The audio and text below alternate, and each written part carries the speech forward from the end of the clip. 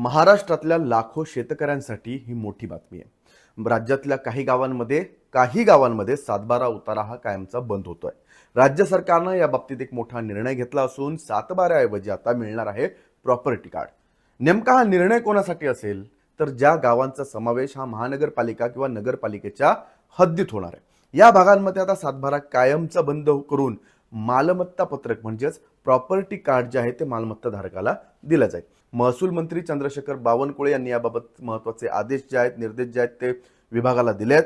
आता तुम्हाला प्रश्न पडला असेल की या प्रॉपर्टी कार्डचा फायदा नेमका आहे तरी काय, तर ऐका। जमिनीच्या नोंदी अधिक स्पष्ट होतील, मालमत्ता व्यवहार जे असतील ते सोपे होतील, कागदपत्रांमधला गोंधळ कमी होईल, शहरी भागातल्या जमीन व्यवहार अधिक पारदर्शक होतील। कारण गाव शहरात समाविष्ट झाल्यानंतर जमिनींचा वापर शेतीपेक्षा तो इमारती, व्यवसाय आणि घर यांसाठी जास्त होतो। म्हणूनच आता शहरी व्यवस्थापनासाठी प्रॉपर्टी कार्ड अधिक महत्त्वाचं मानलं जातंय।